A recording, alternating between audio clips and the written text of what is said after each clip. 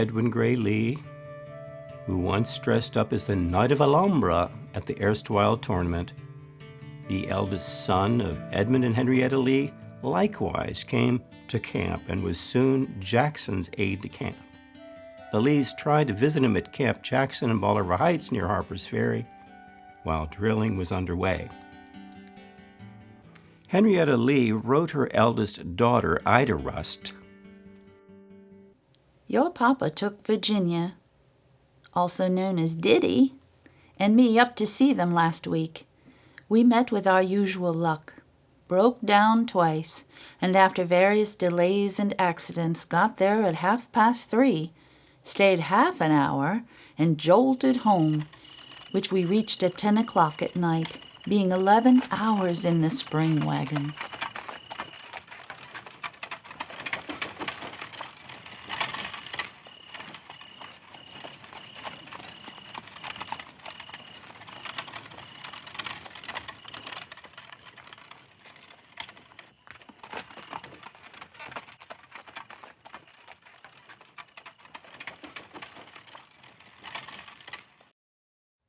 Lee continued to Ida about their relative in Connecticut, Susan Cornwall.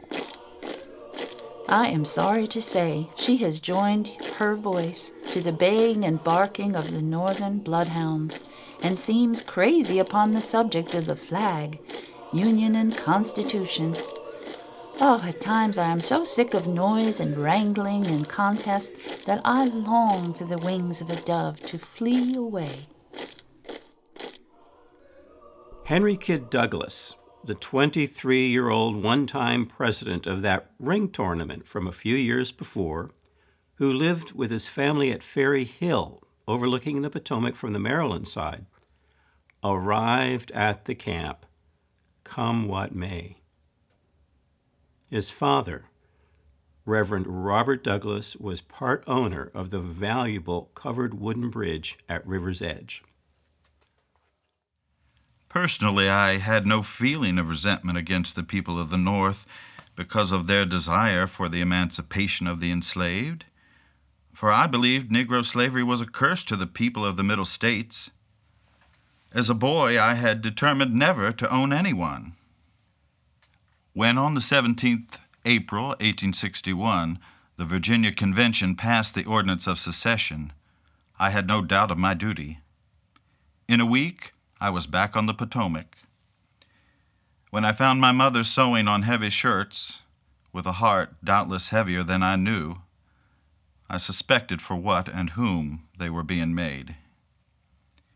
In a few days, I was at Harper's Ferry, a private in the Shepherdstown Company, Company B, 2nd Virginia Infantry. On June 13, 1861, General Joseph Johnston, who replaced the less experienced Jackson, won the argument to not stay and defend Harper's Ferry, and ordered his force to evacuate Harper's Ferry, taking different directions. Some moved up the river, another larger force towards Charlestown. They would reunite in Berkeley County, make their way, some using rail, toward Bull Run, Manassas, and fight in the first major battle of the war. Meantime, the Federal Army under General Robert Patterson was basically duped into remaining in the local region, not detecting the hurried movement of Johnston's men to the Manassas battle location.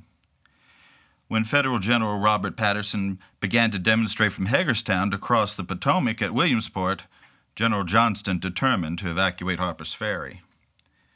I was with the regiment that marched to Shepherdstown to destroy the bridge over the Potomac at that point.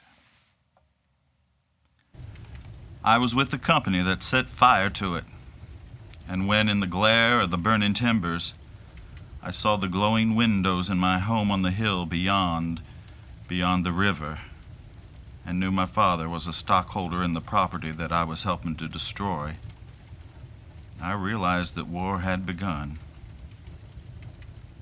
I knew that I was severing all connection between me and my family, and understood the sensation of one who, sitting aloft on the limb of a tree, cuts it off between himself and the trunk and awaits results. Not long after, I saw the heavens lighted up over in Maryland one dark night, and knew that the gorgeous bonfire was made from the material and contents of my father's barn. I saw that I was advancing rapidly in knowledge of the meaning of war.